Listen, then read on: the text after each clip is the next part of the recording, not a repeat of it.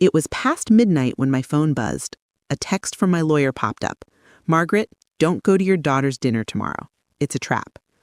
I thought he'd lost his mind until he called seconds later and told me what he discovered about Leidy, my only daughter. Before I tell you how that midnight warning saved my life, tell me in the comments where you're watching from, and make sure to subscribe, because what I found waiting at that dinner table the next night changed everything. The phone's glow lit the edges of my mahogany nightstand. The clock read 12:03 a.m. Outside, the Charleston rain tapped the window rhythmically, like a heartbeat reminding me I was still alive. I reached for the phone, the digital display blindingly bright in the darkness. It wasn't the text message that unsettled me. It was the 2 seconds of total, absolute silence that followed the text. A silence that promised catastrophe. Then the phone began to ring. It wasn't a call from an unfamiliar number. It was a call from Miter Whitman, a man who believed in the sacredness of a structured day and never, ever broke the rule of business hours. This was not business. This was emergency. I slid out of bed, the plush carpet cold under my bare feet. My mind was already racing, attempting to conjure a logical reason for this disturbance. An error in the trust fund? A bureaucratic filing issue? Anything but the truth. I pressed the answer button. "Miter Whitman, what in the world is happening?" I whispered, keeping my voice low so the sound wouldn't wake the old, sleeping house. His voice, usually measured and deep, was rough, clipped. "Marguerite, listen carefully. Your daughter, Leidy, and her husband, Gaspard, are planning something tomorrow night. Legally, you need to stay calm. But emotionally, I need you to prepare." I stood perfectly still, clutching the phone tightly. The sheer audacity of the lawyer using my childhood nickname, Marguerite, told me everything. The professional barrier was down. This was a personal danger. "Prepare for what?" The word tasted like dust in my mouth. He sighed, a long, weary sound that echoed the damp night. "For the moment your daughter tries to take everything you built." He laid out the bare facts with the precision of a surgeon. The celebratory dinner Leidy had insisted on hosting wasn't a mark of respect. It was the execution phase of a carefully constructed plot. They had initiated proceedings for placing me under guardianship, claiming diminished capacity and an urgent need to protect my assets. He continued, his tone hardening. "They've already filed a preliminary motion. They claim you've been confused about recent financial matters they themselves fabricated. They have a doctor, Dr. Peterson, prepared to attend the dinner. He'll introduce himself as a friend. But his true purpose is to conduct a quick, superficial assessment to justify the emergency hearing scheduled for next week." The initial shock gave way to a cold, frightening clarity. It wasn't about a momentary lapse of judgment or a simple argument over money. It was a planned, surgical strike aimed at removing my dignity and my autonomy. It was a total erasure of the woman I am.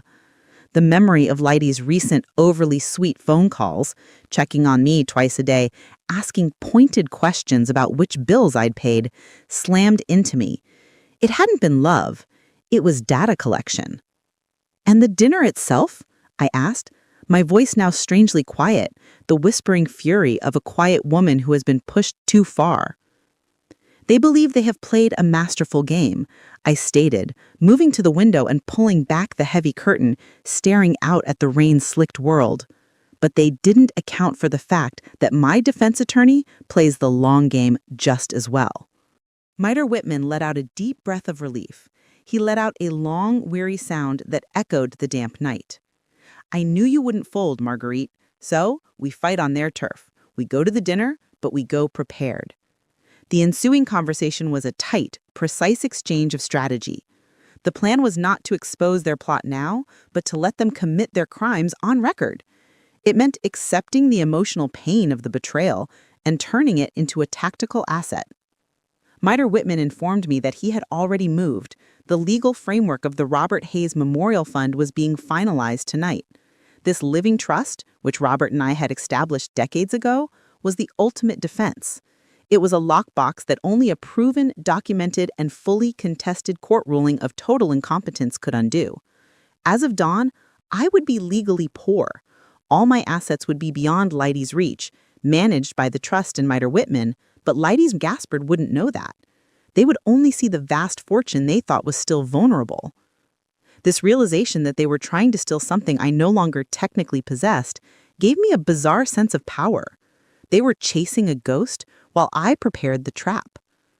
He instructed me, I need you to act completely normal, a little frail, a little confused if you like.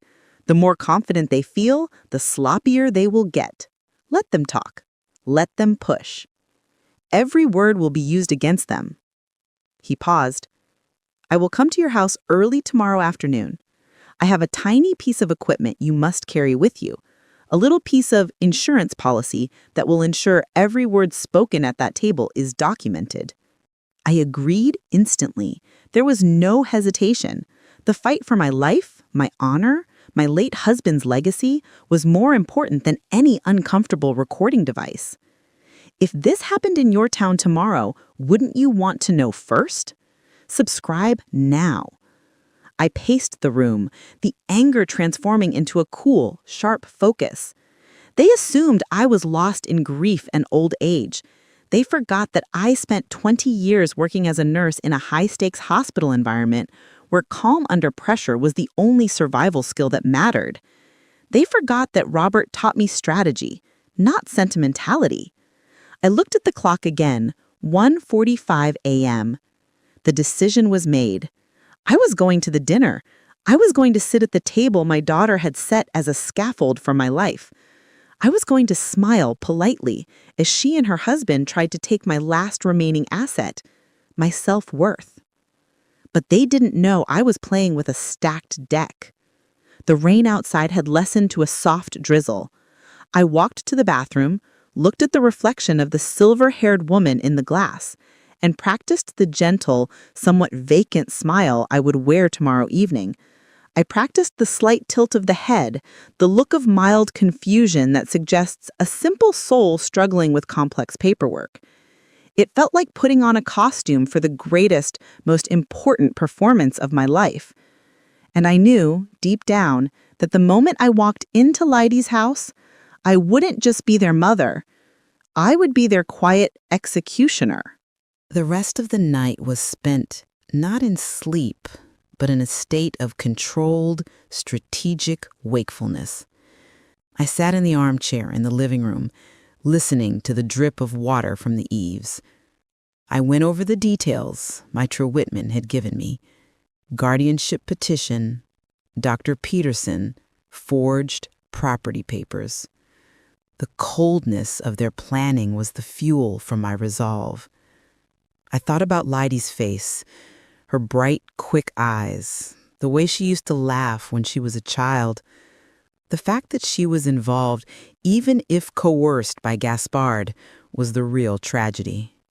This wasn't just a legal battle, it was an act of mourning for a relationship that had died a long time ago, only now I was attending the funeral. By 5 a.m., I felt a strange sense of peace. The hardest part, knowing the truth, was over. Now came the execution. The physical act of preparing for the day, for the battle, was therapeutic. I made a list. Meet Miter Whitman. Test the recording device. Dress the part of the slightly frail widow. Visit Robert's study, my anchor, my preparation. I would not let them see the queen ready for battle. I would let them see the king's widow, gentle and easily misled. The sun finally broke through the Charleston mist, painting the windows with pale yellow light. It was a beautiful morning for a fight. I poured myself a cup of tea, strong and black, and sat down at the kitchen counter. My hands were perfectly steady. I was calm. I was focused. They thought they were playing a game of chance. They didn't realize they had just challenged a master chess player's widow to an endgame. I didn't sleep. I just sat there, tracing my finger across an old photograph of Lydie as a little girl, a pink ribbon in her hair, flour on her nose from helping me bake cookies. Now, that same hand had forged my name on financial documents. The contrast between the innocent child in the frame and the adult plotting my confinement was a brutal lesson in how distance and greed can warp a soul. I placed the picture face down. I couldn't afford sentimentality today. The coldness that settled in my heart was a welcome shield. It made the task ahead clinical, a matter of facts and evidence, not hurt feelings. I needed to move with the quiet precision of a clock. By mid-morning, Mitra Whitman arrived.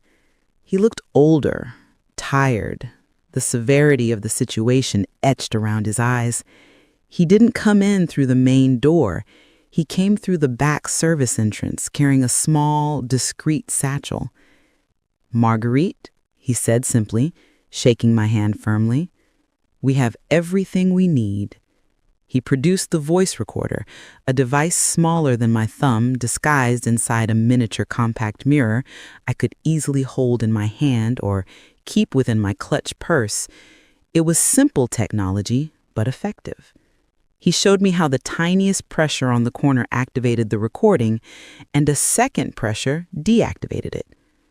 "Start recording the moment you step out of the car," he advised. "Do not stop until you are back here. If they say anything in the garden or on the way to the door, we want it." We spent the next 30 minutes rehearsing my answers to anticipated questions. Are you sure you want to sell the house? Have you thought about getting more help? My job was to deflect, smile, and appear mildly confused by the technical language. They'll push the geriatric evaluation from Dr. Peterson, Marguerite. He'll ask you simple memory questions. Don't try to be clever. Say you can't quite recall a certain detail or that your memory for names isn't what it used to be. You need to provide them just enough to feed their narrative, but not enough to hurt your case in court. It felt like I was being trained for an espionage mission, not a family dinner. Yet the stakes were higher than any fictional plot. Before leaving, I opened Robert's old study and went straight to his chessboard. It still smelled faintly of lemon oil and dust. The physical weight of the pieces grounded me, cutting through the anxiety of the day. Robert used to say, "Maggie, life is a game of quiet moves. You win not by shouting, but by waiting for your opponent to underestimate you." I looked at the board, the position of the pieces, the unfinished draw. Lydie and Gaspard were making a reckless, impatient move, gambling everything on a swift coup. They were focused on immediate capture, on seizing the property. They had forgotten the most important lesson of the game. Intent matters more than immediate material advantage. I didn't move any of the pieces this time.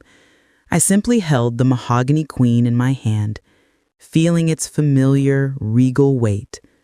My first move had already been made by Mitra Whitman last night, the establishment of the Living Trust. To Lydie and Gaspard, I was walking into the trap as a wealthy, vulnerable king. They didn't know I was walking in as a queen, surrounded by invisible legal defense, ready to sacrifice herself to lure the enemy into a checkmate. That day, I made my first quiet move of acceptance and strategy. I knew I had to go to the dinner, look them in the eye, and allow the betrayal to unfold. You need to know how the rest of us handled the tension, don't you? Subscribe now to stay informed. I left the study, the image of the chessboard clear in my mind. I chose my outfit carefully, a soft dove gray cashmere dress, conservative, comfortable, and deliberately unremarkable. I chose a small, tasteful diamond necklace, Robert's last gift. It was important they saw the value they were trying to seize, but also the gentle woman who owned it. Around 6 p.m., I drove my car, a sensible sedan, toward the sterile, gated community. The journey was eerily silent. I kept the radio off, listening only to the steady rhythm of the tires on the asphalt. Lydie and Gaspard's house sat in one of those newly built, imposing developments, all white fences and polished driveways, a uniform landscape that Robert would have hated. Everything looked expensive, but felt hollow. Lydie greeted me at the door with a smile too rehearsed to be real, rushing forward to hug me. She was wearing a new, tailored dress that looked stiff and uncomfortable. "Mama, you made it. We're so excited to see you." "Of course, Lydie. I wouldn't miss a celebration for the world," I replied, allowing my voice a slight tremor that suggested mild exhaustion. Inside my small silk clutch, I felt the familiar weight of the little compact mirror. I activated the recording with a near invisible press of my thumb. Recording started. Gaspard appeared moments later, holding a glass of wine. His grin was wide and predatory. "Marguerite, so good to see you. Come in. We thought it'd be nice to talk about your future tonight." That word, future, made my chest tighten, but I held the smile. They were already talking, already building the narrative I needed. This wasn't dinner. It was the staging of my downfall. At the dining table, polished silver glistened under a chandelier that was probably too large for the room. The whole setup was a show, crystal, linen, and expensive flowers. But something else caught my eye. A thick manila folder sitting beside Gaspard's plate, labeled in bold block letters, "Estate Matters." Every instinct in me screamed that this wasn't dinner. It was a negotiation. "Please sit, Maman. We're having duck tonight, your favorite," Lydie chirped, pulling out the chair with an attentiveness that felt like a cage being closed around me. I settled into the chair, my heart rate steady despite the thudding anxiety. I was surrounded by the beautiful, cold evidence of their greed. What would you have done in her shoes? I kept my eyes on the folder, which seemed to glow under the chandelier light, waiting for the gentle assault to begin. I was the bait, and the trap had been sprung. The duck Letty had prepared was exquisite, perfectly roasted, the skin crisp, the glaze shimmering under the harsh chandelier light. The food was expensive, the wine was older than Letty, and the table setting was magazine-worthy. It was the backdrop of a perfect family gathering, which only made the underlying tension more grotesque. I settled into the uncomfortable chair Letty held for me. My eyes kept returning to the manila folder labeled Estate Matters, resting beside Gaspard's plate like a loaded weapon. Every detail in the room was a performance meant to impress, to disarm, to distract from the purpose of the evening. Lydie sat across from me, her movements too quick, her smile too fixed. She was focused on her role as the attentive daughter, refilling my water glass before it was half empty, praising the meal with unnecessary zeal. She was a bad actress, and the nervous energy radiating from her was almost a physical presence. Gaspard, seated to my left, was the smoother operator. He was all broad shoulders and easy confidence, talking loudly about Lydie's recent, supposedly triumphant promotion. But even his composure was cracked. His eyes darted constantly between me and the folder. He kept clearing his throat, a small, repetitive habit I remembered from his early, unsuccessful attempts at closing a business deal. He was nervous, not celebratory. He was ready for the kill.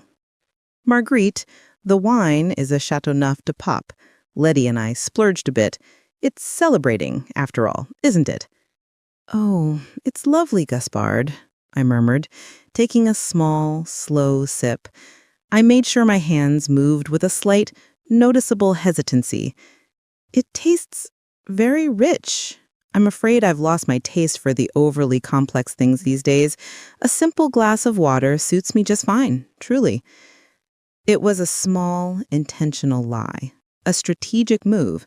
Robert and I had been connoisseurs of fine wine, and my palate was as sharp as ever, but claiming a preference for a simplicity supported the narrative they were trying to build. Frail, simplified, easily satisfied. Letty pounced.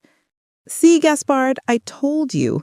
She just needs simplicity now. It's important to make sure everything in the house is kept simple for her." Gaspard nodded too quickly. "Absolutely.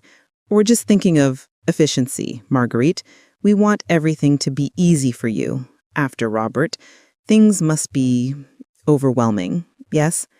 He said Robert's name with a practiced, sympathetic weight that grated on my nerves. They weren't concerned with the grief. They were concerned with the assets he had left behind. "The house is a great deal of upkeep, Gaspard," I admitted, looking down at my perfectly arranged plate. "I sometimes forget which day the gardeners are supposed to come. I have to check my calendar twice, you know." Another small, calculated admission. I was feeding them the lines they needed, painting the picture of the confused widow. I had to restrain the powerful urge to look up, meet their eyes, and tell them precisely what day the gardeners came, what matter Whitman had filed, and the precise legal consequences of their actions. In life, you often find yourself in situations where those closest to you suddenly become your biggest challenge. Have you ever felt betrayed by someone you trusted deeply? Tell me your story in the comments below.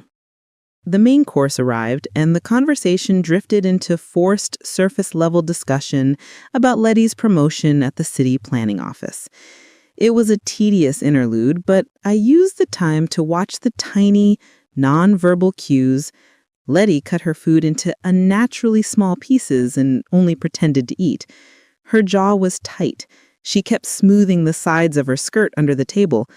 She was trying desperately to appear relaxed and caring, but the truth was burning off her like steam. Gaspard, conversely, ate with gusto.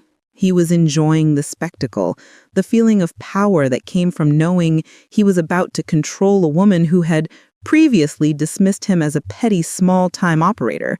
His confidence made him arrogant, and his arrogance made him careless. He made a loud comment about the need for streamlining older financial structures. "Marguerite, the world moves too fast now. It's complex. So many forms, so many passwords. It's just too much for one person to handle alone, especially someone who deserves peace and quiet." I smiled, a sweet, empty smile. "Oh, it is complex, isn't it? I sometimes mix up my email password with my bank PIN. It's all those numbers, Gaspard. They start to blend together after a certain age."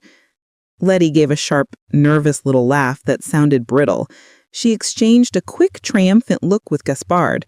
They bought it. They thought their groundwork was complete. They believed I was fragile, forgetful, and ready to hand over my life for the promise of simplicity. This manufactured image of frailty was essential. The recording device in my purse was capturing every subtle nudge toward the idea that I needed help and that my finances were unmanageable. I looked across the table at Letty. Her eyes weren't malicious. They were desperate. They held a strange mix of guilt and avarice. It was a terrible sight, watching your own child choose money over integrity. The pressure in the room built slowly, deliberately. We were moving past the polite appetizers of conversation and into the main dangerous course of the evening. The shift was coming. The moment the polite facade would drop, and the real purpose of the dinner would be unveiled. I deliberately spilled a drop of wine on the white linen napkin, a small visible error that drew Letty's immediate, pained attention. "Oh, Maman, let me get that." Letty quickly grabbed a fresh napkin, fussing over the stain. "My apologies, dear," I said softly. "My hands aren't as steady as they used to be." Gaspard used the moment. He leaned forward, resting his forearms on the table, moving closer to the manila folder. The air thickened. The conversation was about to turn ugly. I felt a surge of cold readiness. "Marguerite, speaking of hands and steadiness, He was interrupted by the sound of the doorbell. Letty jumped up, visibly relieved by the delay. "Oh, that must be Dr. Peterson. He was just running late from a consultation. He's such a dear friend, Maman. I wanted you to meet him." I feigned mild surprise. "A doctor? Here? Oh, Letty, I'm perfectly fine, truly. Are you feeling well?" No, Maman, I'm fine. He's just a great connection. Come on in, Dr. Peterson." A man walked in who was the visual definition of polished professionalism. Dr. Peterson. He was impeccably dressed, had a gentle, reassuring smile, and the kind of salt and pepper hair that suggested vast experience and trustworthy discretion. He carried a leather briefcase, which he set carefully beside the door. He moved to the table, and Letty introduced him with a slightly over-the-top flourish. "Dr. Peterson, this is my wonderful mother, Marguerite. Maman, this is Dr. Antoine Peterson. He specializes in, well, he just helps busy families manage things, doesn't he, Doctor?" Dr. Peterson offered me a hand. His grip was firm and dry. "It's a pleasure, Marguerite. Please, call me Antoine. Antoine speaks so highly of you. I'm just joining for a few minutes. I was in the neighborhood." In the neighborhood. The lie was smooth, practiced, and audible on the little recorder hidden in my clutch. He was a professional predator, introduced under the pretense of friendship. Lady quickly arranged another chair at the end of the table. The shift was complete. The dinner was no longer a family event. It was now a 3-on-1 psychological ambush. Dr. Peterson settled in. He wasn't aggressive, which was exactly what made him so dangerous. He didn't reach for a stethoscope or a chart. He reached for a bread roll and a water glass, and he began to weave his way into the conversation with casual, deceptively innocent questions. "So, Marguerite," he began, his voice soft, almost soothing. "Leidy tells me you're still in that beautiful old house. I drove past it once, an absolute classic. But those old homes, they're so much work, aren't they? How do you manage the maintenance?" I replied carefully, adhering to Mater Whitman's advice.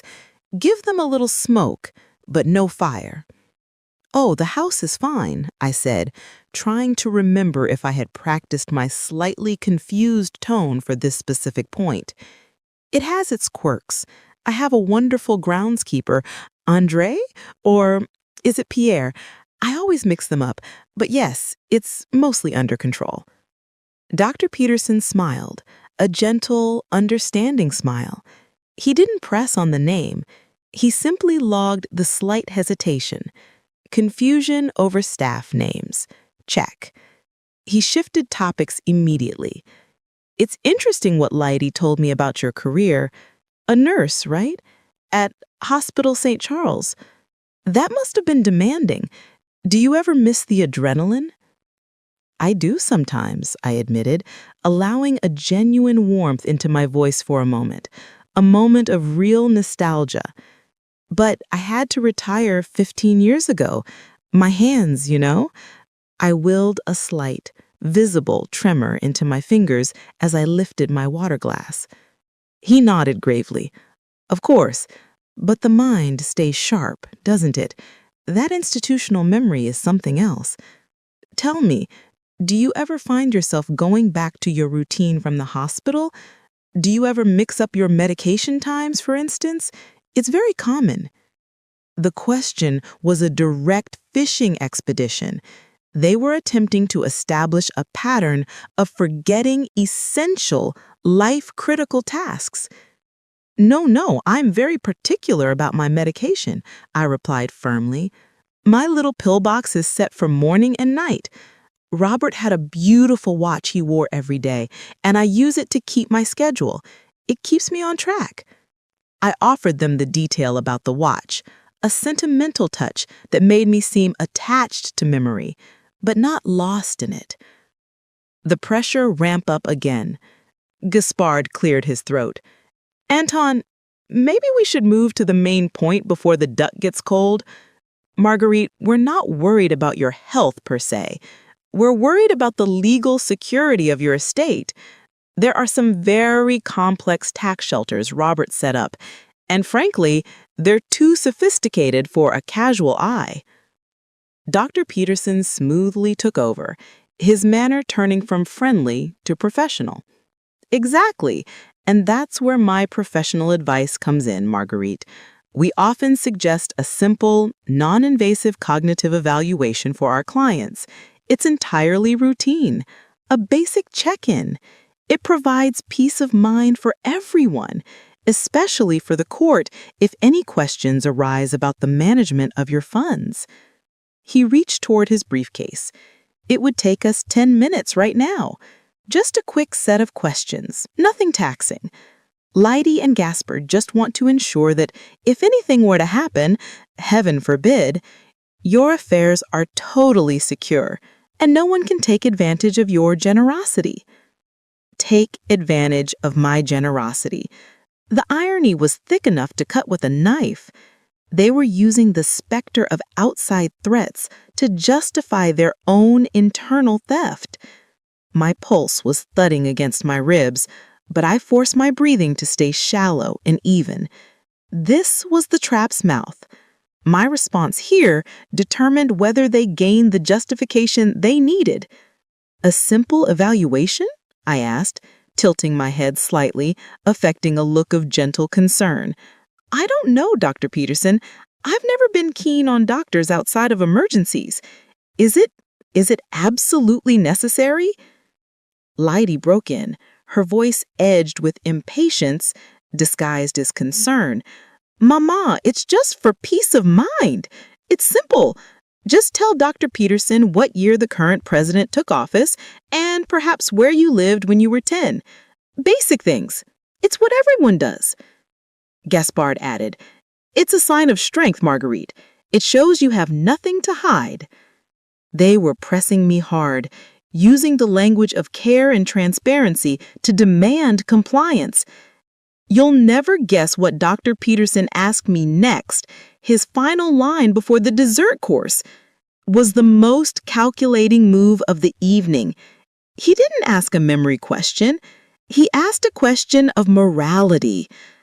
Marguerite, imagine you had to choose between protecting your wealth for your family or protecting the person you trusted most.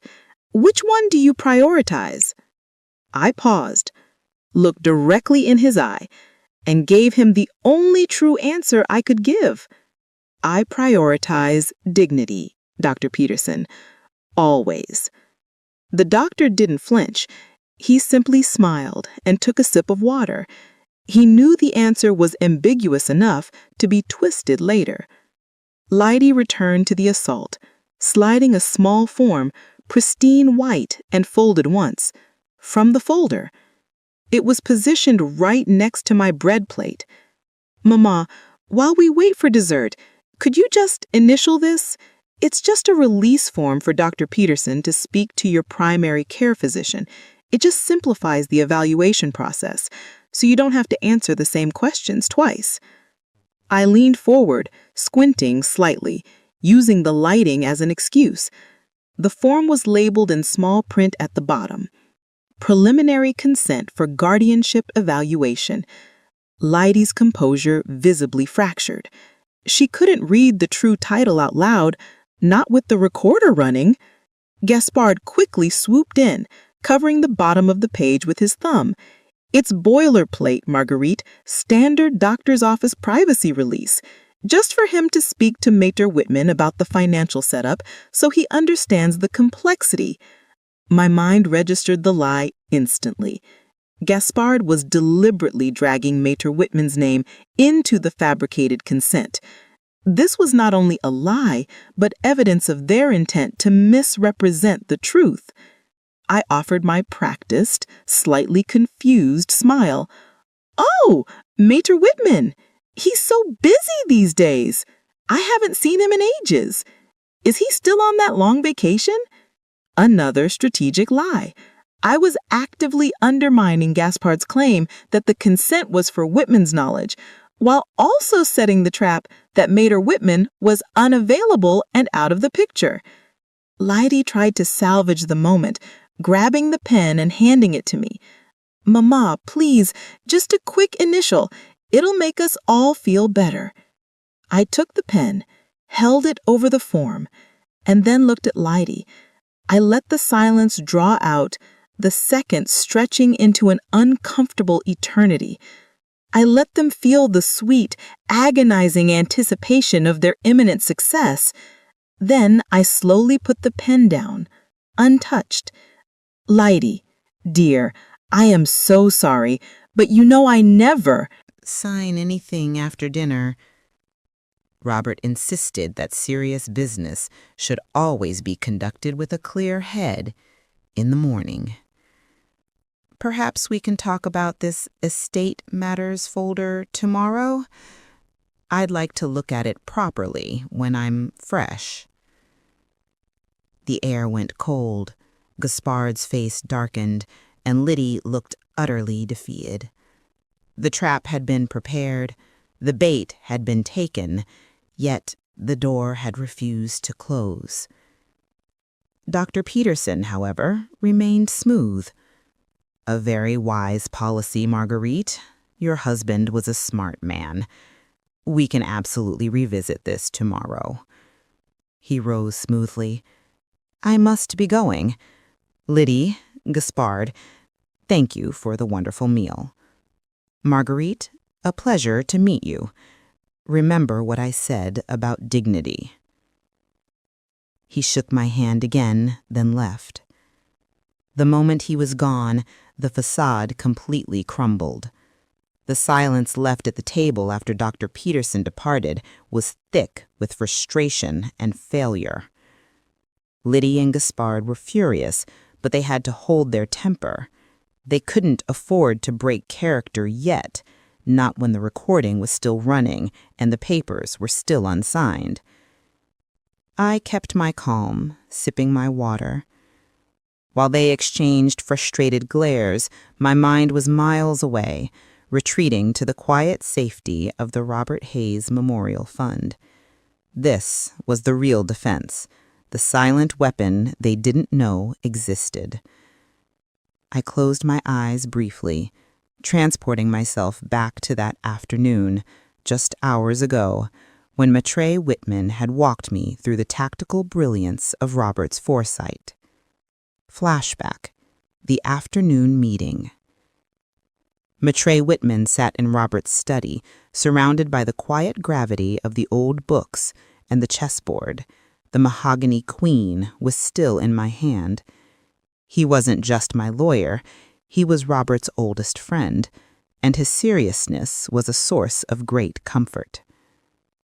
"The trust is sealed, Marguerite," he stated, pushing a sheaf of final official papers across the desk. "The transfer of assets is complete. The deed to the house, all liquid assets, the investment portfolio, it all now resides under the irrevocable title of the Robert Hayes Memorial Fund." I looked at the paperwork. Irrevocable, meaning Liddy can't touch it even if the court grants her guardianship? Precisely, he confirmed. The trust was written with an iron hand. It states that the sole fiduciary agent, that's me, is required to disperse funds only for your comfort, care, and quality of life, but the principal is absolutely untouchable by any third party without a court order proving permanent, irreversible incompetence, not just diminished capacity.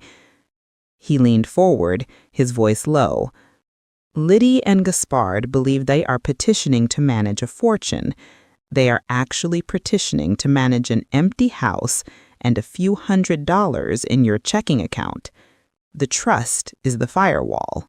It is the counter-checkmate, Marguerite. He explained the final tactical genius of Robert's plan.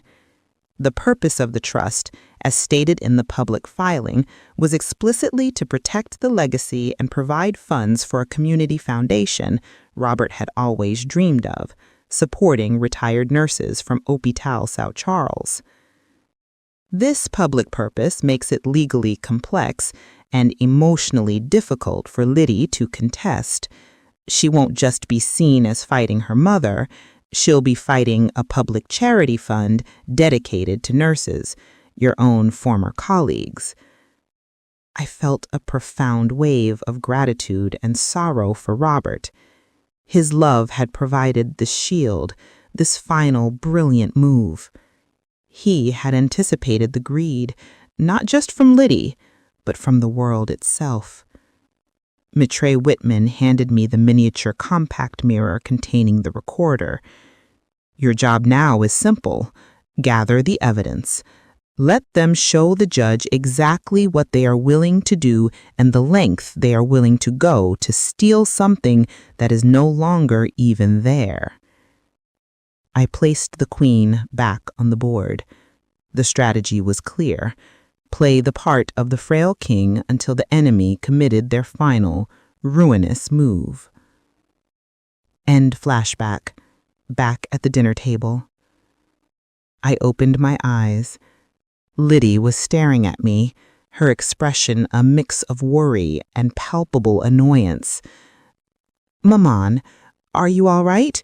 You drifted off for a moment," she asked, too loudly.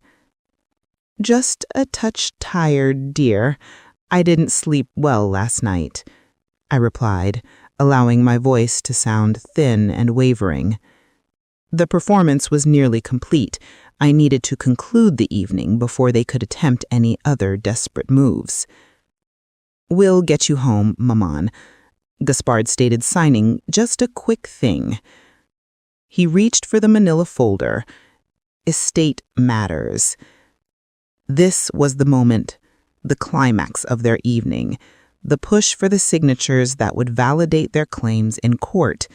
My heart beat a steady rhythm, not of fear, but of anticipation. I was watching them commit their crime, not as a victim, but as a witness for the prosecution. "Marguerite," Gaspard said, holding the folder and looking at me with a strained earnestness that made me want to laugh. "We need to finalize the inventory for the house. It's just a list of items, jewelry, art, furniture, you know, Robert's things. If you could just sign the bottom of the list, saying you agree with the inventory, it helps us with the insurance update." He was lying through his teeth. It wasn't an inventory list. It was undoubtedly the preliminary guardianship forms he had tried to slide across the table earlier. He was hoping my exhaustion would lead to carelessness. I looked at the folder. I looked at Liddy, whose eyes were pleading, a plea for me to just comply so this difficult, painful act could be over. I smiled, a tiny, almost imperceptible turn of the lips that held 30 years of motherly knowledge and a lifetime of strategic insight. "Gaspard, darling, I truly appreciate the effort you've gone to tonight. The duck was marvelous, Liddy, but I really must go home. I'm quite certain Robert's inventory list is locked away in Maitreyi Whitman's safe. You know how meticulous Robert was with those documents." I just delivered my final, quiet countermove of the evening. I had acknowledged their concern, praised Liddy, and most importantly, I had publicly and clearly placed all sensitive documents under the custody of my attorney, Maitreyi Whitman, who they thought was on vacation. The recording now held my clear, rational statement of where the legal documents were. I stood up slowly, putting my hand on the back of the chair for support, another subtle cue of frailty. "Thank you for the wonderful evening, but now the queen must retreat to her castle." Gaspard's hand, resting on the folder, froze. Liddy's breath hitched. They had failed. The ambush was over, and the only signatures collected were the words I had recorded. As I walked out, I didn't rush.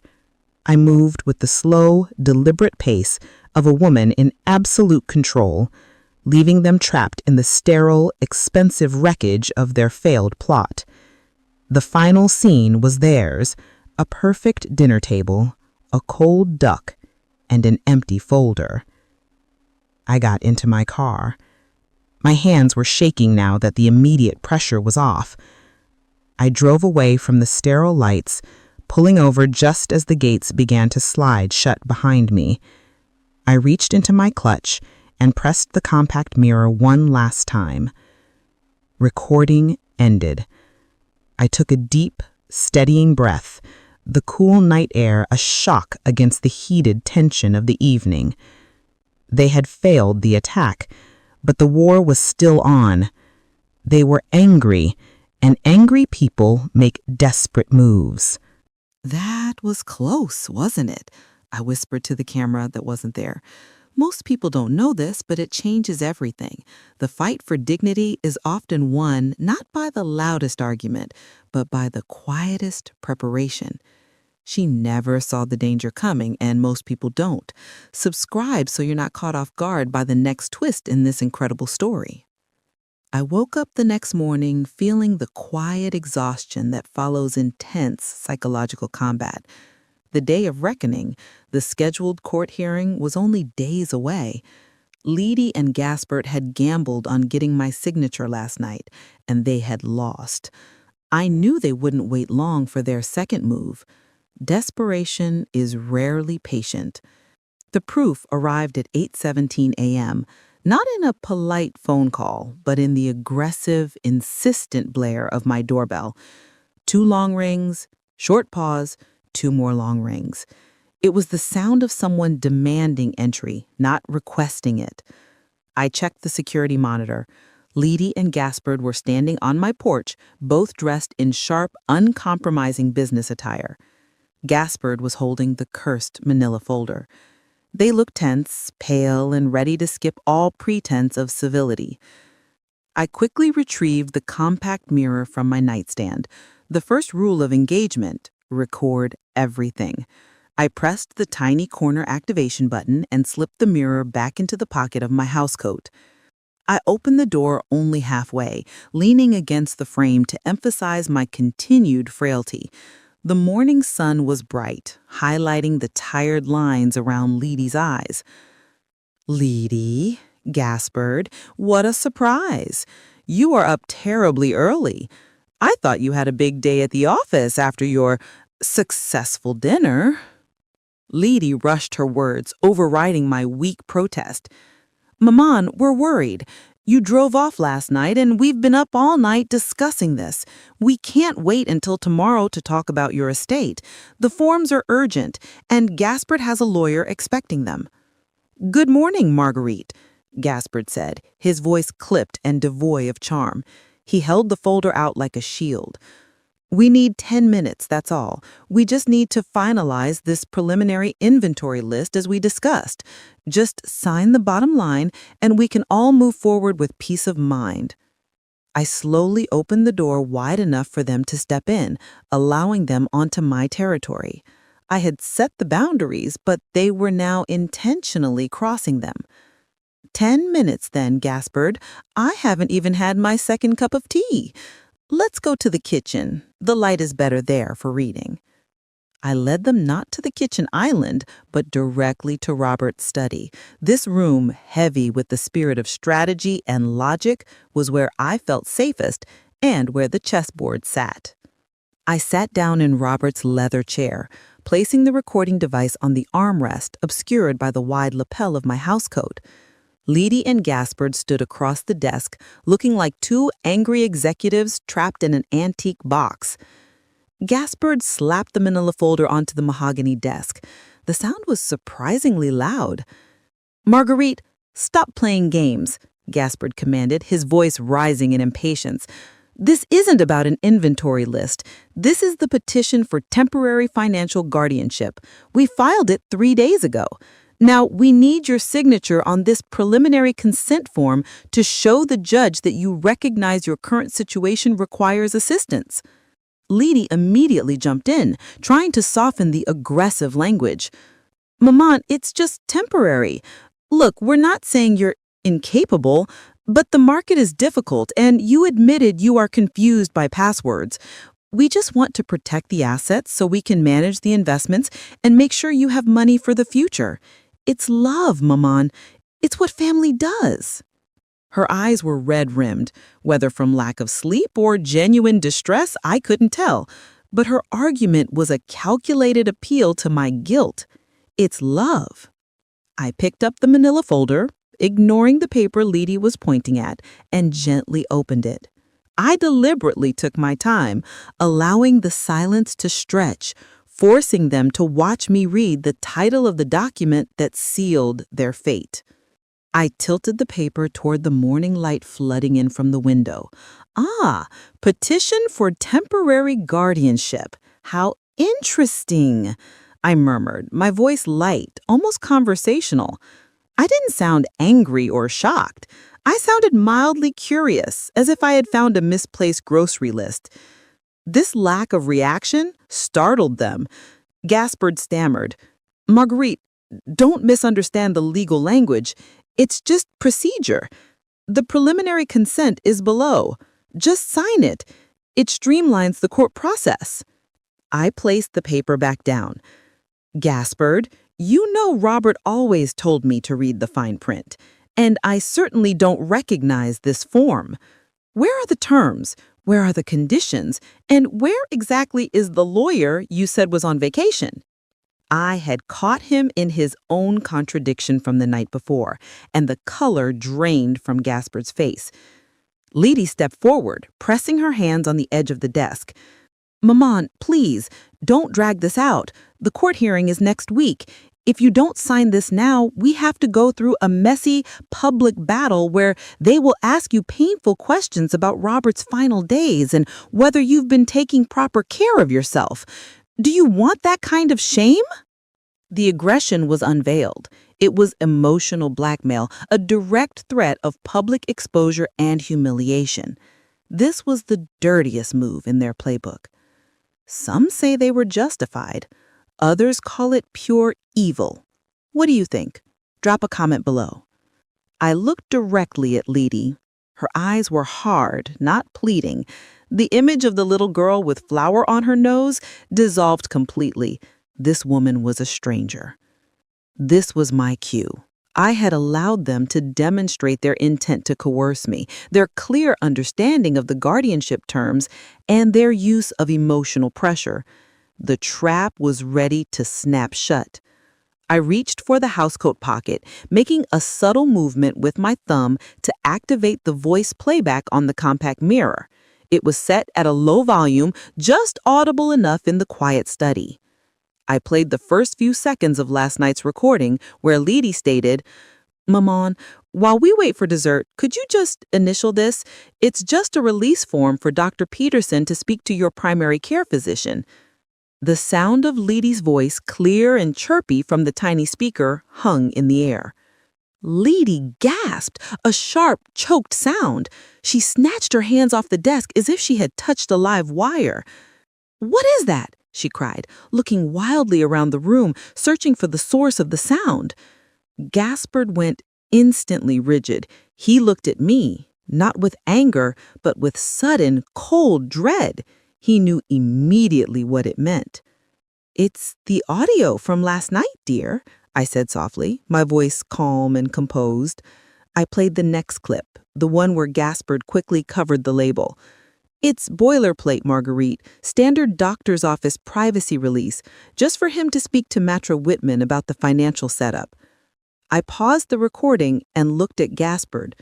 "Funny, Gaspard.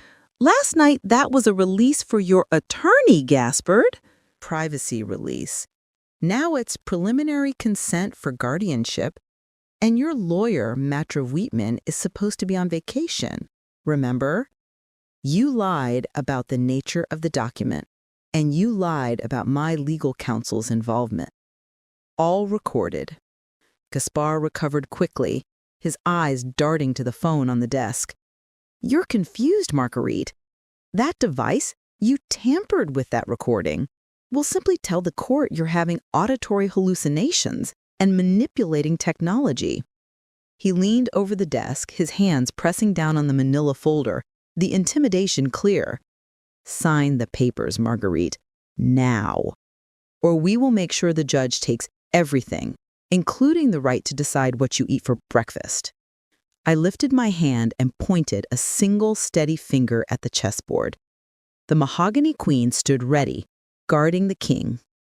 "Robert taught me that intimidation is the weakest move, Gaspar. It sacrifices position for momentary aggression." I looked at him with absolute, unwavering conviction. "I knew you were coming. I recorded everything." Liddy was shaking her head, tears finally starting to flow, not of grief, but of panic. "Maman, please, this is insane. Give us the device. We are your family. We are trying to help you." "Help," I echoed, the word a razor's edge. "By taking away my dignity? By lying to a court and forging documents to lock me away? That isn't help, Liddy. That's theft." I played a third devastating clip from the recording, taken right after I left their house last night. Gaspar's voice, low and furious. "She knows. She absolutely knows. We need to move the assets immediately before that damn lawyer of hers wakes up. We need to liquidate the St. Charles stock today, Liddy." Liddy fell back a step. Liquidation of the Hôpital St. Charles stock was a significant breach of trust. Robert had always cherished that investment. They had been discussing the selling of assets they were not yet legally entitled to manage. Gaspar's control finally snapped. He grabbed the manila folder and lunged forward, intending to force the pen into my hand. "You sign this, you old fool. You sign it now." This was the height of the trap, the moment they committed the overt act of coercion. This aggression, too, was being faithfully recorded. They were so focused on the signature, they didn't see the true end of the game approaching. I simply held up my hand, stopping him mid-lunge, not with strength, but with a quiet, certain authority. "I believe, Gaspar," I said, my voice cutting through the study's tense silence, "that this is the point in the game where you realize the pieces you've been chasing are no longer on the board." The doorbell rang again, this time a single, authoritative chime. Gaspar froze, his body halfway over the desk, the documents shaking in his hand. Liddy spun toward the door, her face a mask of terror. The door to the study opened slowly. Standing there, silhouetted against the bright hallway light, was Maitre Wheatman. He wasn't dressed for a casual visit. He was wearing a perfectly tailored dark suit, carrying an official leather portfolio sealed with a gold emblem. He looked calm, composed, and utterly lethal. Imagine you're Gaspard, caught in the act. What would you do next? The answer might surprise you. Subscribe to find out. He hadn't been on vacation. He had been waiting for the exact moment they broke cover. The dinner trap had failed, but the second attempt at the trap had just delivered the checkmate. I had the evidence, and now I had the law. The confrontation was about to begin. Maitre Wheatman took 2 deliberate steps into the study, effectively blocking the exit. His presence was not aggressive, but it was absolute. He surveyed the scene, Gaspard frozen mid-lunge, Liddy sobbing, the guardianship documents spread across the mahogany desk, and his expression was one of cold, professional disapproval. He was the anchor of stability in a room consumed by panic. "Good morning, Gaspar, Liddy," Wheatman stated, his voice carrying the low, non-negotiable weight of the law. "I apologize for the intrusion. Marguerite, I believe you were about to show them a short presentation." I nodded, feeling a quiet surge of relief. The weight of the solitary battle was finally lifted. Gaspard, his initial fear morphing into a final desperate rage, straightened up. Waitman! You were supposed to be on vacation. This is illegal harassment. You can't just walk in here. We demand you leave or we will call the police. Wheatman merely raised a hand, a gesture that dismissed the threat as irrelevant. You may certainly call the police, Gaspard. I highly recommend it, in fact. They can take possession of this. He glanced at the document Gaspard was still clutching. And they can also verify the authenticity of the audio recording that Marguerite has been so diligent in collecting, which documents your attempted fraud and coercion this morning. I leaned back in Robert's chair, finally letting the facade of frailty drop. I picked up the compact mirror and held it up, allowing the device to be clearly seen. We're still recording, Gaspard, I said, my voice now strong and clear. You just lunged across the desk at me. That is physical intimidation in the pursuit of fraud. Your words, your actions, your entire desperate morning ritual, it is all collected. You gave us the opening we needed. Liddy let out a cry of raw, untethered emotion. Maman, stop! Please listen. We didn't know he was coming. Gaspard, tell him to stop. Gaspard was breathing hard, trapped. He understood the legal exposure instantly. He had walked into the evidence locker. Wheatman opened his leather portfolio and pulled out a slim, pale blue folder, a color chosen deliberately to contrast with Gaspard's aggressive manila folder. Gaspard, Liddy, let's stop this charade before it moves from civil fraud to criminal indictment. Marguerite and I have been listening, but now it's time for you to listen. I pressed the play button again on the compact mirror, but this time I played a continuous loop of the most damaging clips we had. Gaspard's voice from last night. We need to move the assets immediately before that damned warrior of hers wakes up. We need to liquidate the St. Charles stock today, Liddy. Demonstrating intent to steal. Liddy's voice from last night. It's just a release form for Dr. Peterson to speak to your primary care physician. The deliberate, recorded lie about the document's purpose. Gaspard's voice from this morning, aggressive. Sign the papers, Marguerite, now. And we will make sure the judge takes everything. And we need to liquidate the St. Charles stock today. And it's just a release form for Dr. Peterson to speak to your primary care physician. The coercion. Gaspard's control snapping. The sound of the slap of the folder and the aborted lunge. The voices echoed around the quiet, antique-filled study. The sound of their avarice turned against them. Gaspard attempted to snatch the device. Maitre Wheatman was faster, stepping in between them with a movement that was more like a wall sliding into place than a step. Don't touch my client, Gaspard. Wheatman warned, his voice low and dangerous. You have just crossed the final line of attempted physical coercion. Your actions here, coupled with the previous audio, are now grounds for an immediate protective restraining order. You will not come within 50 yards of this property again. Wheatman then turned to the desk, ignoring Gaspard's spluttering protestations. He placed the blue folder directly on top of Gaspard's manila folder, symbolically crushing the attempted petition. Let's address the core issue, the estate matters you are so urgently concerned about. You believe Marguerite is vulnerable because she still holds control over substantial assets. You are correct. That a guardianship petition, if granted, would have allowed you access to the cash necessary to cover your debts. He paused, letting the word debts hang in the air, a silent accusation. Gaspard visibly flinched. However, 2 nights ago, the moment Marguerite received my midnight warning, we finalized a legal action that makes your entire scheme obsolete. You have been chasing a phantom. He slid the top document from the blue folder toward Gaspard. It was a court-stamped filing. This is the document you should truly be interested in, Gaspard.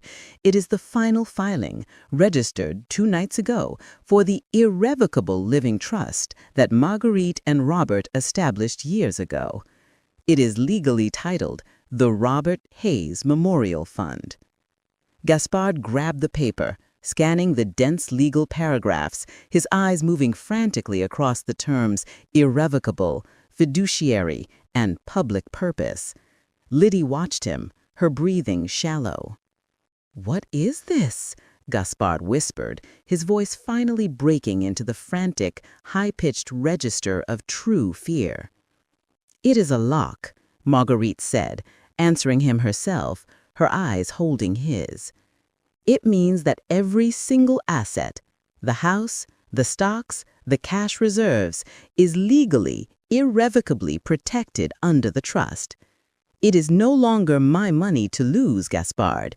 It is the fund's money, and I am merely the temporary occupant and beneficiary." The reality hit Gaspard like a physical blow. The large fortune he thought he could steal in a week was now legally beyond his reach, guarded by a non-profit foundation and its iron-willed fiduciary, Maitre Whitman. He wasn't just stopped. He had expended all his leverage on a worthless target. He thought he was moments away from seizing the Queen, but the Queen had already sacrificed herself to a prepared position. What do you think Gaspard's biggest mistake was? Comment below. Gaspard stumbled back from the desk, knocking over Robert's small, antique inkwell. He didn't even notice the smear of dark ink spreading across the mahogany. His face was a terrifying picture of total defeat, betrayal, and boiling over fury. You moved it all?" he roared, pointing an accusing, trembling finger at Marguerite. "You left me with nothing. We filed this petition because we needed the cash immediately. And now you're admitting to the court that your petition for guardianship was a desperate measure to secure emergency cash flow," Whitman interjected smoothly, writing something on a notepad with quiet precision. "Thank you, Gaspard. I'll make a note of that admission in the transcript." Whitman, calm and methodical, had seized complete control of the room. He was the force of nature in a custom suit. "Let's be extremely clear about the gravity of the situation you have created, Gaspard.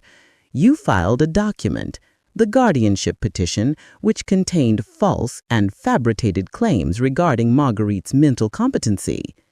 You sought to use this document to coerce her signature on a secondary form, a coercive act documented by this audio recording."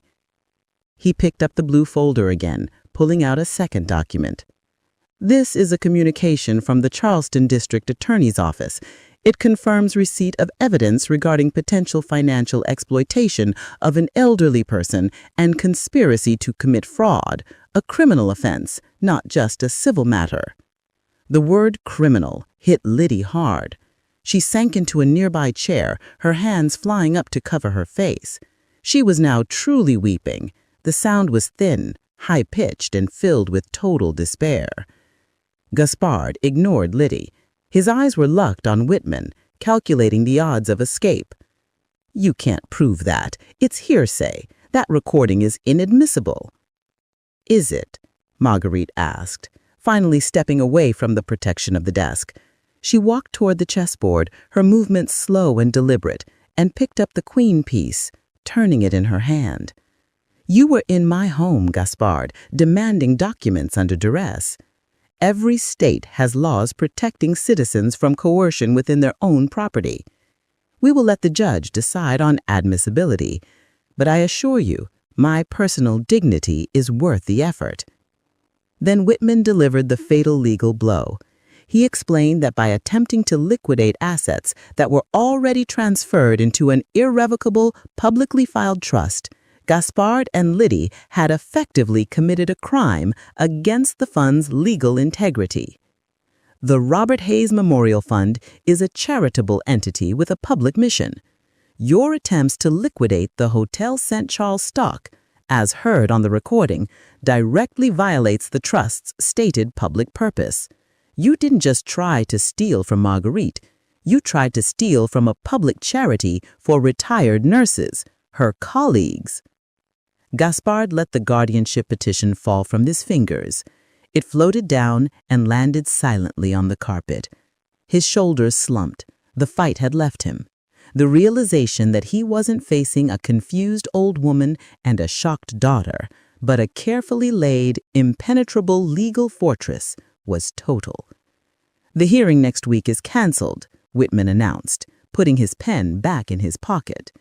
We are immediately filing a counterpetition, a restraining order for financial abuse, and a civil suit for emotional distress and coercion. We have the evidence, Gaspard. You have no position left. Gaspard didn't look at Marguerite. He looked at Liddy, the partner he had dragged into his catastrophe. His gaze was cold, accusatory. This is your fault, Liddy. You swore your mother was simple enough. You told me this was a guaranteed move. Liddy's weeping intensified. I believed you, Gaspard. You said it was the only way to save us. This raw moment of broken partnership was the pivot. It suddenly shifted the viewer's perspective. Gaspard's fury confirmed he was the ruthless architect. Liddy's despair confirmed her complicity, but also suggested a possible vulnerability. Have you ever let panic or pressure from a partner convince you to make a choice you knew was wrong? Liddy did. Comment your thoughts below.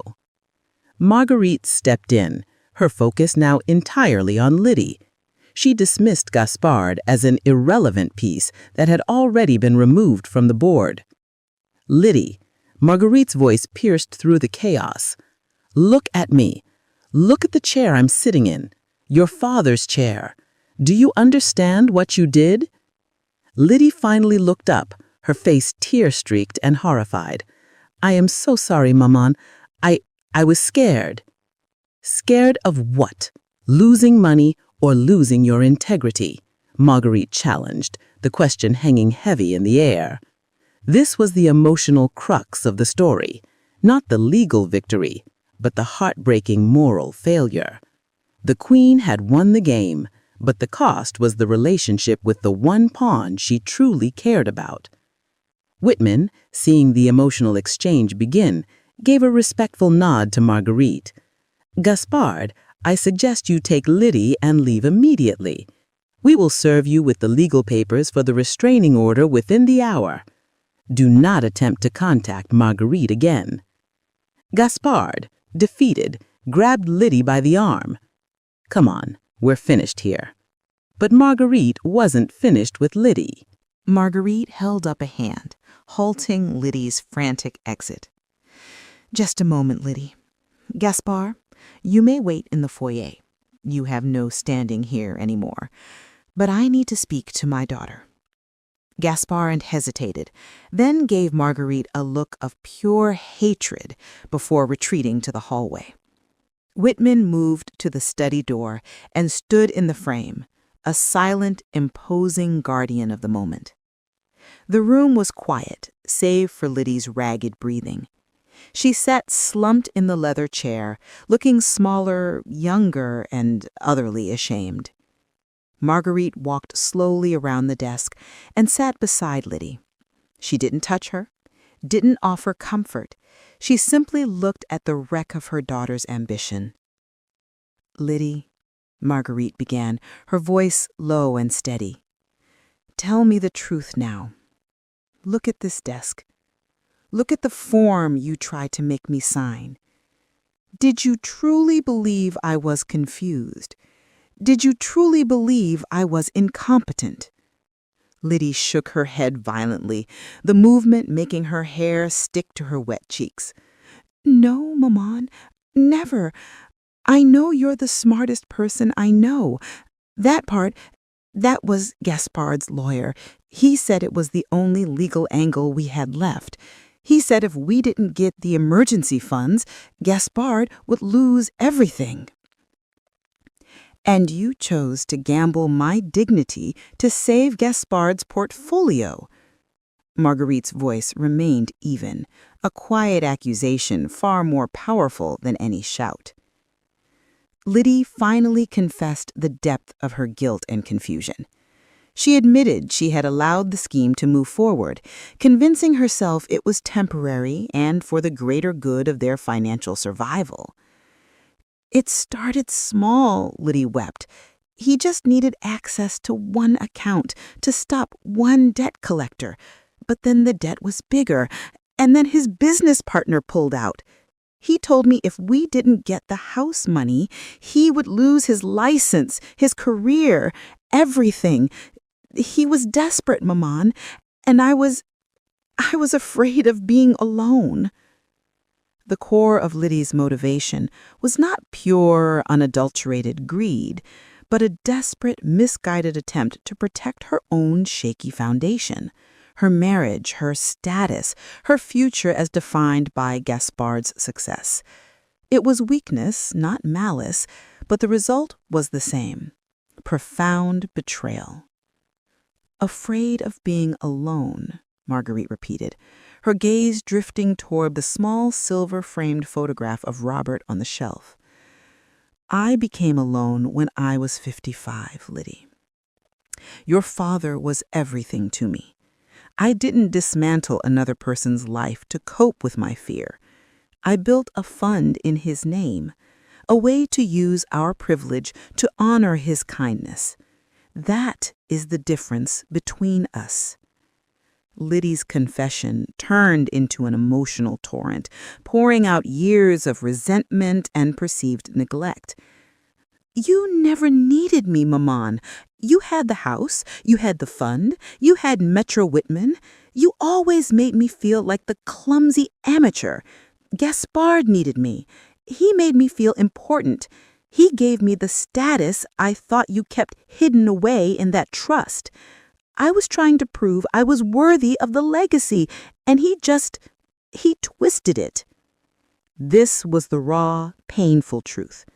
Liddy felt overshadowed by Robert's towering legacy and Marguerite's quiet strength. She saw the wealth not as a shield of security, but as a symbol of power she was constantly denied. Marguerite listened, absorbing the pain of the accusation. She knew there was a fraction of truth in Liddy's perception. The distance that had grown between them was not all Liddy's fault, but it did not excuse the ultimate choice. You are right, Liddy. You are the clumsy amateur here, but not because you failed to steal the money, but because you chose the weapon of coercion, the path of lies, when all you had to do was ask for help. You traded my trust for Gaspard's debts. Marguerite picked up the queen chess piece again. Robert taught me that a queen's power is her ability to move where others cannot, to protect the king, and to know when to sacrifice the pawn for the ultimate victory. You, my daughter, were willing to be the pawn to save the wrong king.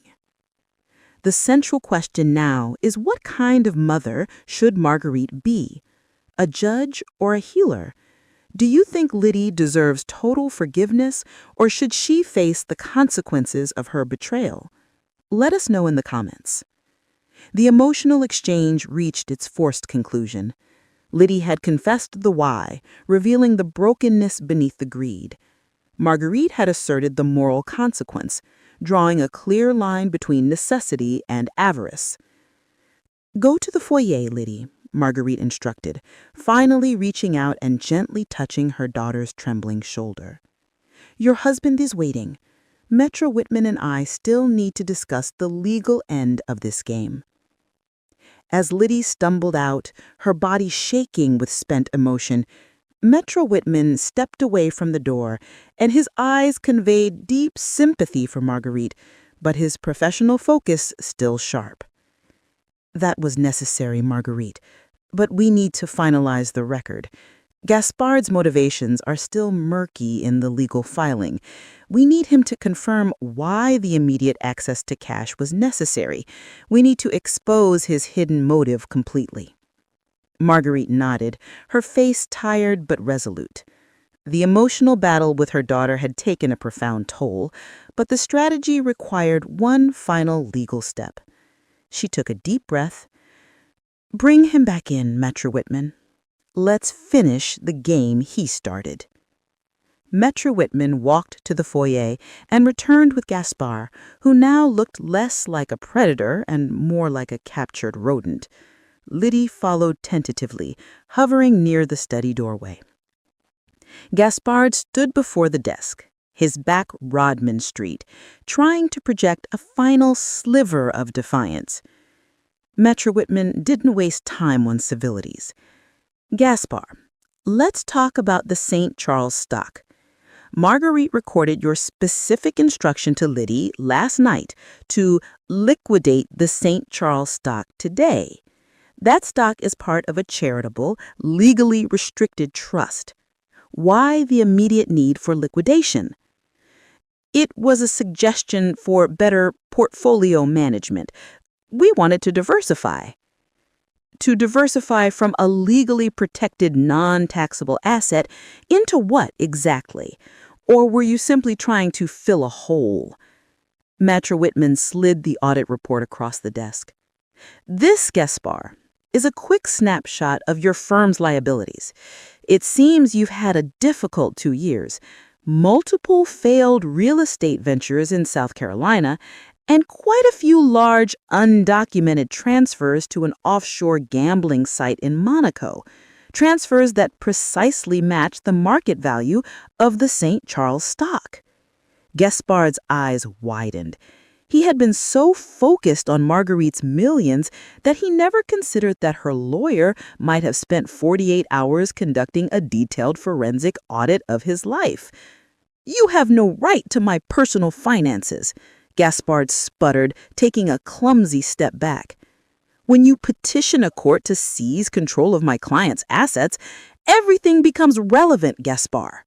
Your motive is the core of our defense. And now your motive is proven. You are not protecting your mother-in-law. You are desperately trying to cover hundreds of thousands of dollars in gambling debt and impending insolvency. The entire guardianship petition was a desperate, malicious attempt to treat Marguerite's estate as your personal bailout fund." The twist was revealed. The grand plot to seize a family fortune was actually a frantic last-minute move by a man trying to save himself from ruin. Gaspard fell silent, his face pale and slick with sweat. He looked like a man who had seen his future disappear in a puff of smoke. Whitman turned to Liddy, who was still hovering in the doorway, watching the destruction of her life. "Liddy, I need you to confirm this. Did Gaspard tell you he was in financial trouble? Did he pressure you to participate in this scheme as a matter of survival rather than enrichment?" Liddy nodded, her voice barely a squeak. "Yes, he said we would lose our house and that he would be disgraced. He said the guardianship was the only way to protect our future." "And you believed him when he said he would lose everything?" Marguerite asked, her voice softer now, having heard the full extent of the coercion. Liddy noted again. This was the key distinction. Gaspard was the mastermind, driven by self-preservation and malice. Liddy was the coerced accomplice, driven by fear and misguided loyalty. "Thank you, Liddy," Whitman said, closing the blue folder. "That completes the record. We have sufficient evidence to proceed with the countersuit and the criminal investigation into Gaspard's activities." Whitman turned to Gaspard one last time. "You now have a choice, Gaspard. You can leave Marguerite's property immediately and face the full legal consequences in court, including the public exposure of your debts and the fraud charges. Or we can proceed to have the local police physically remove you, which will be added to the criminal complaint. Gaspard stared at the audit document, then at the queen on the chessboard, and finally at his wife, Lydie. The decision was swift. He knew when the game was truly lost. He turned and walked quickly out of the study and toward the front door, silent, defeated, and alone. Lydie remained, a broken figure in the doorway. Marguerite looked at the empty space where Gaspard had just stood. The feeling was not one of triumph, but of profound sorrow for the years of her life that had led to this painful moment. "The queen is safe, Marguerite," Whitman stated, offering a small, sad smile. "The game, at least the legal one, is won. We have the audio, the trust is sealed, and his motive is recorded. The court will see this as calculated elder exploitation." I nodded slowly, looking at Lydie, who was still standing, unmoving, watching the destruction of her life. "The legal game is won, Maître Whitman, but the family game, that remains in a forced draw," I mused, picking up the queen piece again. I put the queen back on the board, but this time I placed a white pawn directly in front of her. The pawn was Lydie, betrayed, complicit, but still recoverable. The victory is confirmed, but the heart is broken. The twist is out. Lydie was coerced by massive gambling debts. What do you think Marguerite should do with the evidence now? Should she prosecute Lydie too, or offer her a path to redemption? Your choice matters here. Comment and subscribe. The pieces were set for the final act, the court battle, the checkmate, and the difficult, complex journey toward redemption. The court date arrived 6 weeks later. It was not the quick, private guardianship hearing Lydie and Gaspard had planned, but a public, high-stakes civil in criminal proceeding for attempted financial exploitation of an elderly person against Gaspard. Lydie was named as an accomplice in the civil suit, but the criminal focus remained solely on her husband. The courtroom was packed. The local press, drawn by the unusual circumstances, a wealthy Charleston family, a high-profile lawyer, and a charitable trust, filled the gallery. The atmosphere was of quiet, rigid tension. I took the stand, not as a victim, but as a witness of integrity. I was dressed simply, conservatively, the very picture of the dignified widow Robert had loved. Maître Whitman, operating with the precision of a master conductor, led the court through the evidence. He began not with documents, but with the audio recording. The tiny disguised mirror was entered into evidence, and the most damaging clips were played for the court. The sound of Gaspard's furious voice demanding I sign the papers and his damning admission to Lydie about moving the St. Charles stock echoed through the chamber.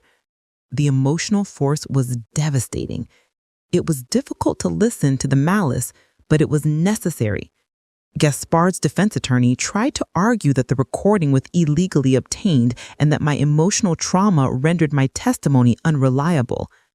Maître Whitman crushed this argument by confirming the recording was made in my own home, documenting criminal acts of coercion and fraud.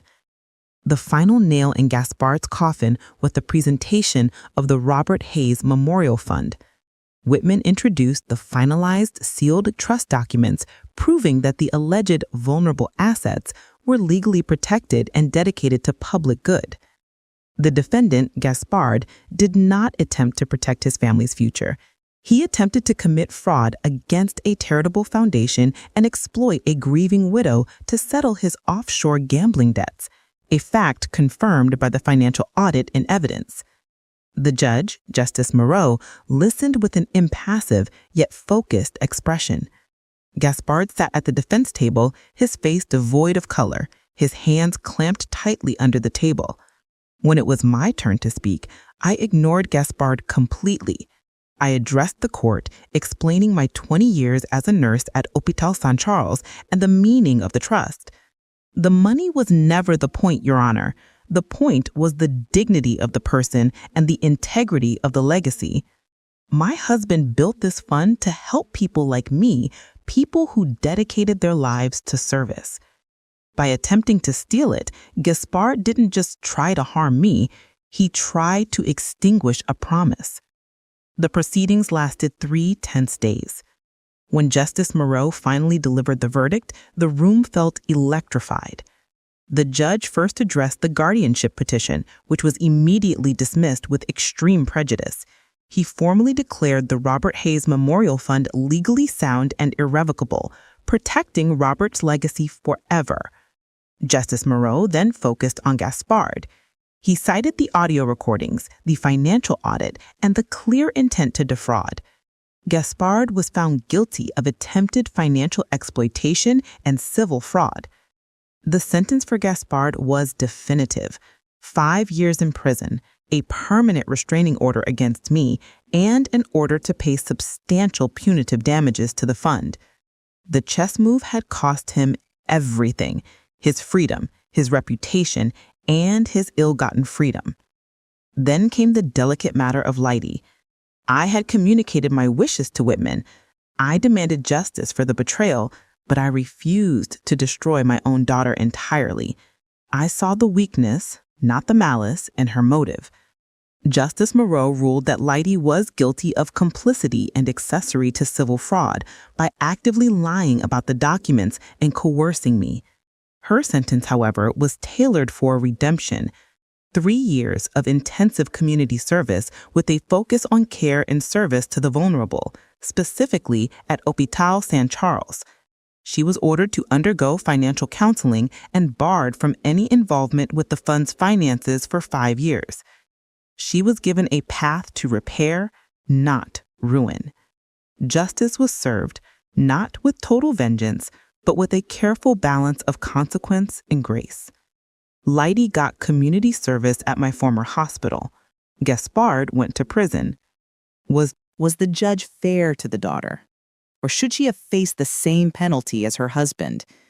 We're divided on this.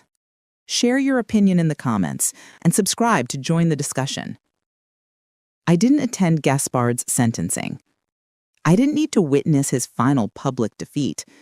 The real victory was achieved in the quiet of my study, the moment I realized the trap had failed. The evening after the verdict, I returned to my quiet house. The tension was gone, replaced by a profound, empty silence. The house was now truly mine again, free from the threat of invasion, but it was also empty of the possibility of easy reconciliation. I walked straight to Robert's study.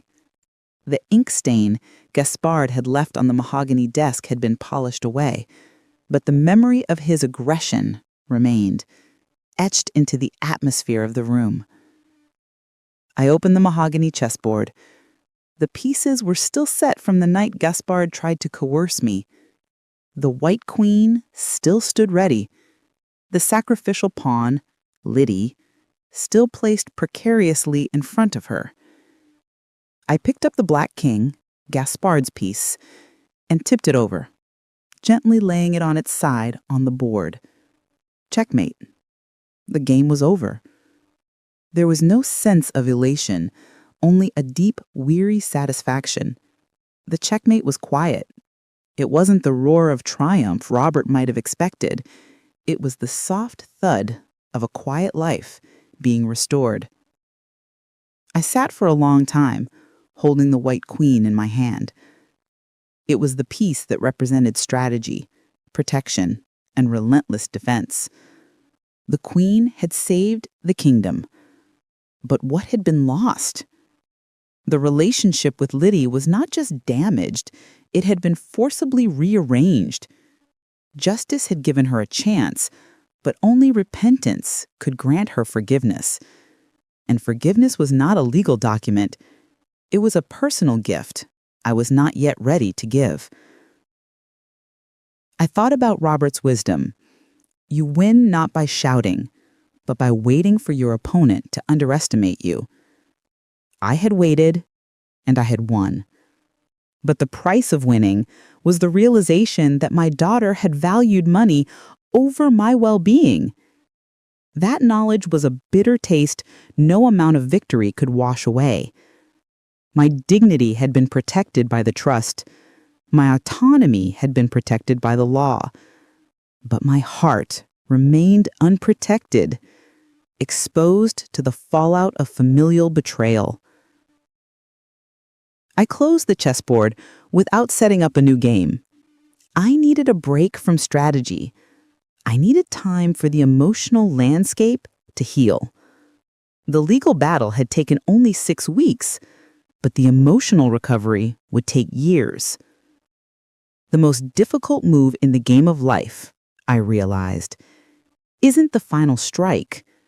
It's the move you make after the victory, the choice between vengeance and rebuilding. I chose rebuilding, and that meant waiting for Liddy to build something real and honest from the wreckage of her mistake. Victory is never total when family is involved. Do you agree that forgiveness must be earned through action, not just words?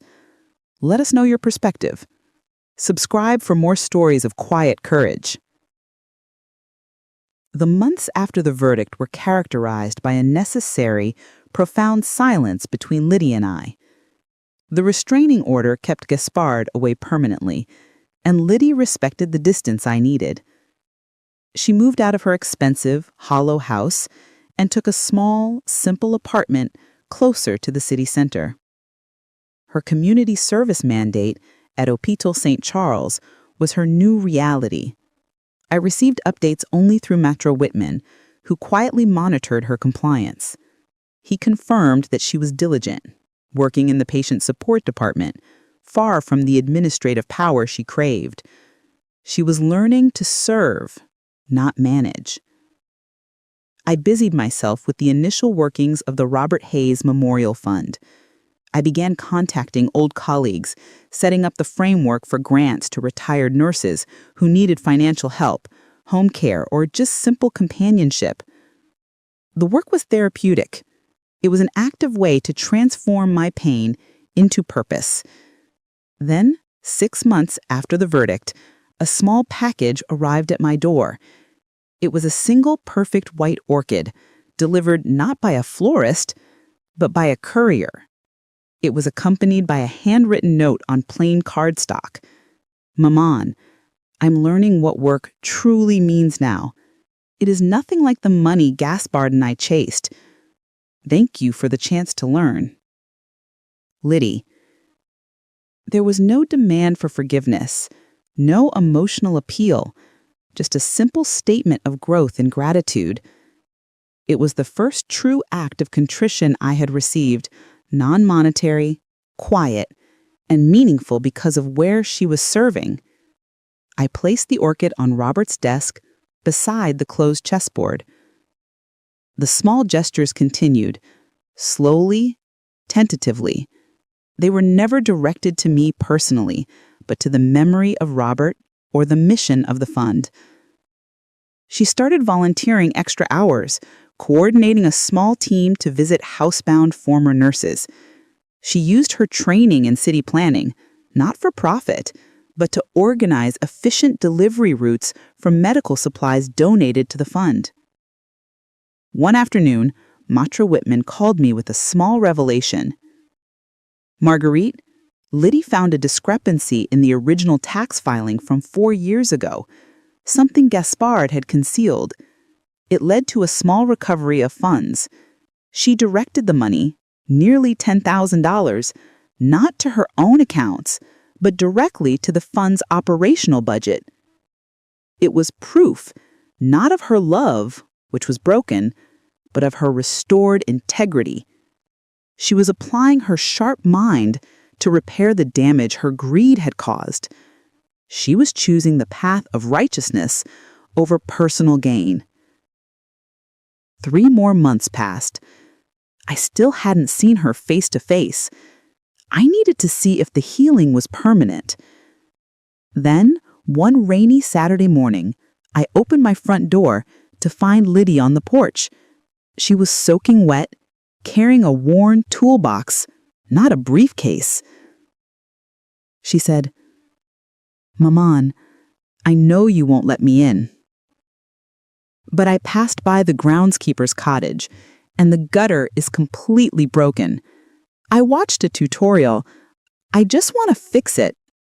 I want to fix something small, Maman. Something real. I stood there watching her. She wasn't wearing expensive tailored clothes. She was in worn jeans and an old faded St. Charles volunteer sweatshirt.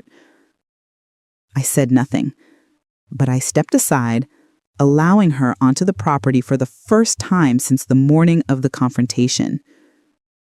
She worked on that gutter for 4 hours, meticulously measuring, cutting, and securing the pieces. I watched her from the kitchen window.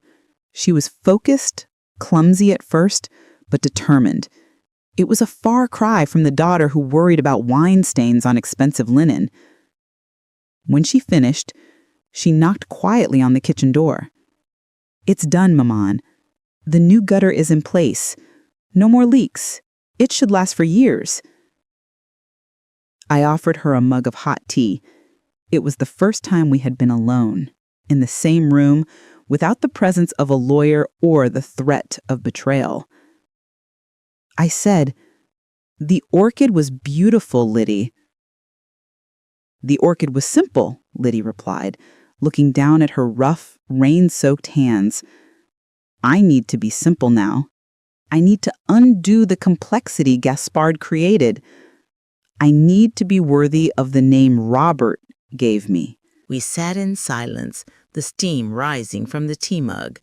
I looked at her, humbled, working, repentant. She had chosen the long, hard path of healing. "Liddy," I said at last, "the court gave you a sentence. I gave you a separation. The work you are doing is good, but trust is not given back easily. It must be proven, one fixed gutter, one honest tax filing at a time." She nodded, tears finally filling her eyes, this time tears of genuine regret and hope. "I understand, Maman. I'll keep working." For the first time, Marguerite saw hope for her daughter. What specific action would convince you that a betrayal this deep could truly be forgiven? Tell us your thoughts below.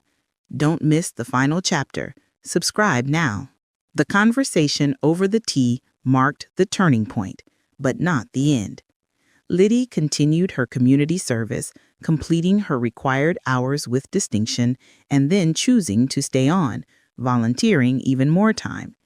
She was learning that the value of work lies in the purpose it serves, not the check it generates. The Robert Hayes Memorial Fund grew rapidly, not due to initial wealth, but due to the publicity of the trial. People donated, moved by the story of a widow who defended dignity and charitable purpose over family greed. The fund was now actively distributing grants for prescription costs, in-home care, and wellness retreats for retired nurses. It was flourishing into the exact legacy Robert had always intended.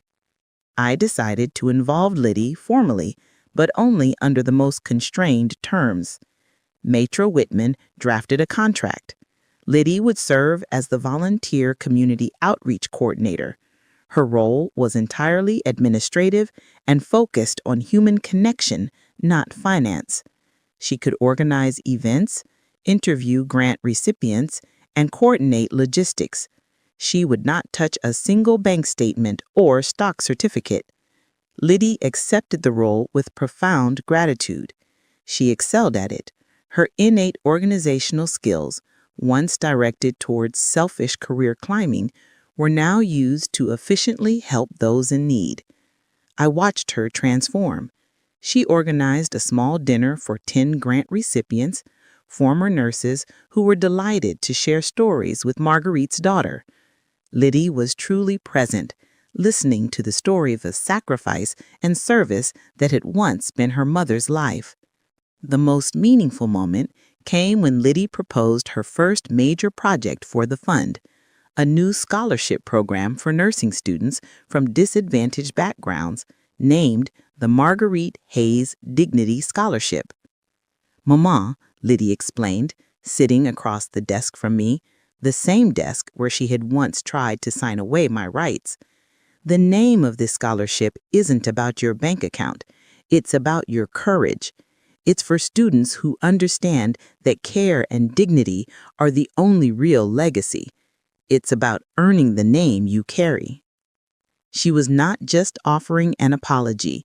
She was demonstrating a deep, intellectual understanding of the moral offense she had committed. She was using the legal victory to teach a moral lesson. The trust became a living, breathing testament to Robert and my values. It was a constant, tangible contrast to the shallow greed that nearly destroyed us. The true inheritance was not the money itself, but the meaning that money created.